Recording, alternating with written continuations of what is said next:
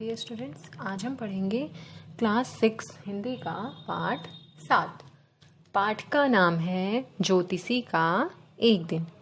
इस पाठ में हम पढ़ेंगे जो लोग भाग्य में आस्था रखते हैं और भविष्य का सही ज्ञान होता है या नहीं, पर उनकी इस आस्था के कारण जो ज्योतिष लोग होते हैं, जो हमारे घरों के पास आ जाते हैं, घरों के बाहर आते हैं, या फिर जो भी लोग होते हैं, उनका धंधा खूब चलता है। ठीक है, वो हमें गलत गलत जानकारी देकर और खूब ज़्यादा पैसे लेते हैं। ऐसे ही एक ज्योतिषी से हम मिलेंगे इस कहानी के माध्यम से। ठीक है, इस कहानी में ऐसे ही एक ज्योतिष के बारे में वर्णन किया गया है। ठीक है, तो पाठ की कहानी कुछ इस प्रकार से है। ठीक दोपहर के समय वह अपना थैला खोलता और ज्योतिष की दुकान लगाता था। दर्जन भर कौड़ियाँ, कपड़ों का चौकोर टुकड़ा जिस पर कई रहस्य रेखाएं खींची थी, एक नोटबुक और ताड़पत्रों की एक किताब भी उसके पास थी, जिसे दिखाकर वह ग्राहकों को अपनी तरफ आकर्षित करता था। और उसके माथे पर बहुत सी भभूत और थोड़ा सा सिंदूर लगा होता तथा आंखों से एक तिरछी चमक यह देखने के लिए निकलने लगती थी कि ग्राहक उसकी आंखों से वो आंखें तिरछी करके ऐसे देखता था कि जो भी ग्राहक जा रहे हैं क्या उसकी तरफ आ रहे हैं या नहीं। लेकिन सीधे साधे लोग उसे दैवी शक्ति मानकर भरोसे का अनुभव कर लेते थे। जो भी सीधे साधे लोग थे उनको तो लगता था कि ये जो ज्योतिष है इसके पास कोई दैव शक्ति है, और जिससे वो इसकी झूठी बातों पर भरोसा कर लेते थे। उसकी आंखों की शक्ति चेहरे पर सबसे ऊपर लगी होने के कारण भी बढ़ जाती। ऊपर माथे पर प्रभावी तिलक और नीचे गालों पर फैली बड़ी काली मूंछों के बीच दमकती दो आंखें किसी अल्प बुद्धि के लिए बड़ी कारगर सिद्ध होती। प्रभाव जमाने के लिए वह सिर पर गेरुए रंग की पगड़ी पहनता था। यह रंग उसे हमेशा सफलता प्रदान करता था। सफलता प्रदान करने का मतलब कि जो भी ग्राहक उसके पास आते थे उसको लूटने में और उसको पागल बनाने में हेल्प करते थे। लोग उसकी तरफ इस तरह उत्कृष्ट होते जैसे फूलों पर मक्खियां गिरती हैं। टाउन हॉल के पार्क में लगे रास्ते पर वह इमली के एक विशाल वृक्ष की दूर दूर तक फैली टहनियों की छाया में विराजमान होते थे, वहीं बैठते थे। यह ऐसी जगह थी जहां सवेरे से देर रात तक लोगों की भीड़ गुजरती ही रहती थी। मतलब यह एक ऐसी जगह थी जहां सुबह से लेकर शाम तक लोग आते जाते ही रहते थे। लंबी सड़क थी जिसके दोनों तरफ तरह तरह की छोटी छोटी दुकानें लगी होती थी। घरेलू दवाएं बेचने वाले, चुराए हुए लकड़ी लोहे के सामान की दुकानें, जादूगर और सस्ते कपड़ों की दुकान, जिसके लड़के जोर जोर से चिल्लाकर हर वक्त लोगों को भुलाते रहते थे। और इसी के बगल में इसी तरह शोर मचाने वाला एक मूंगफली विक्रेता, मूंगफली बेचने वाला, जो हर दिन अपनी चीज को नया नया नाम देता। कभी कहता किसी दिन मुंबई की आइसक्रीम, किसी दिन दिल्ली के बादाम, किसी दिन राजा की सौगात, और लोग हर वक्त उससे खरीदारी कर रहे होते। भीड़ के बहुत सारे लोग ज्योतिष को भी घेरे रहते थे।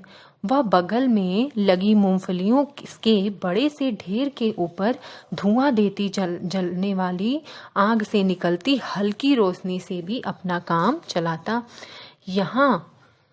और वह दुकानों पर जो छोटी छोटी रोशनियों से भी सबको काम चलाना पड़ता था। एक दो के पास गैस के अड्डे भी थे जिसमें से हर वक्त सूं की आवाज निकलती रहती। कुछ दुकानों पर खंभों से रोशनी की नंगी लिपट निकलती रहती।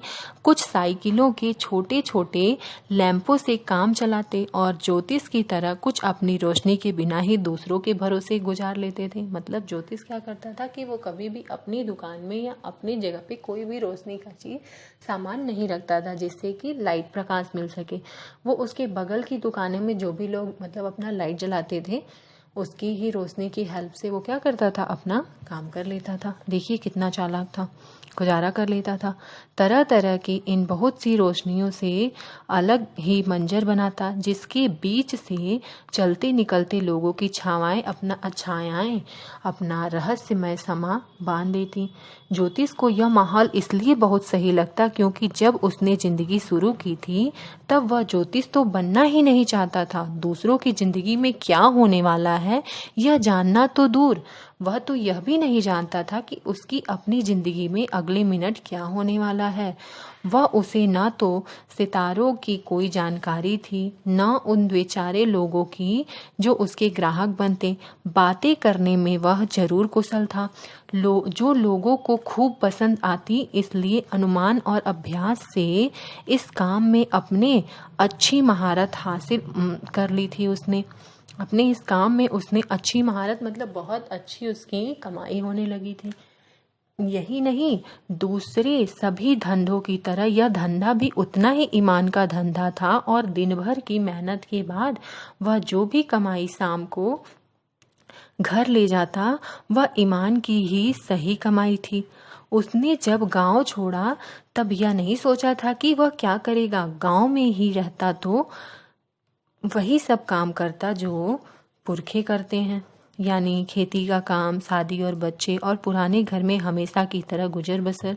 लेकिन यह नहीं होना था। उसे बिना किसी को बताए घर छोड़ना पड़ा था और आसपास नहीं, करीब 200 मील दूर इस कस्बे में आकर उसे सहारा लेना पड़ा और यहाँ पर आकर उसे ज्योतिष का काम प्रारंभ करना पड़ा।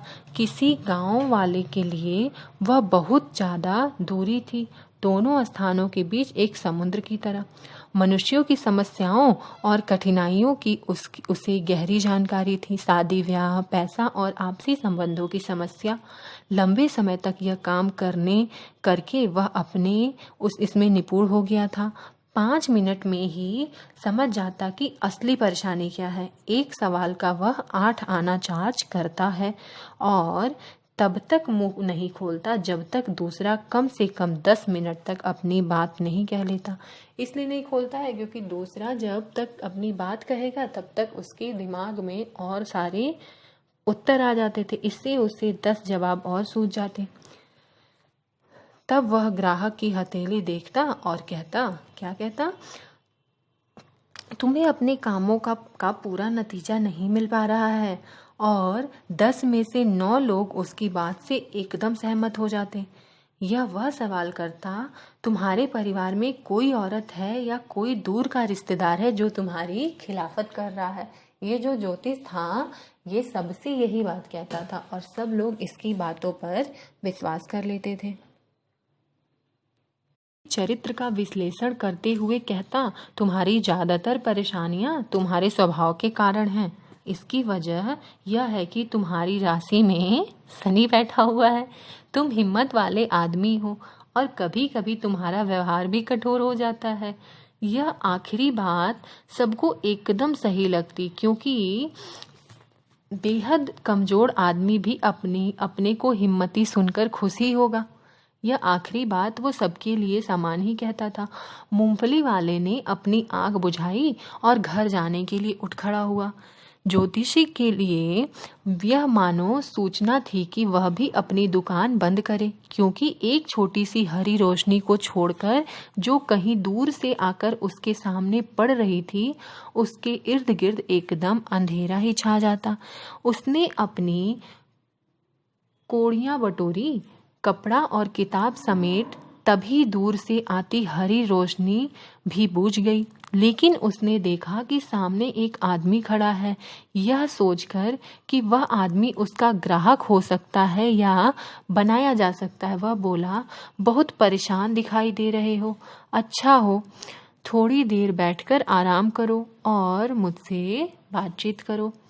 बस जो आगे की कहानी मैं अपने दूसरे वीडियो में बताऊंगी। ठीक है, बाय।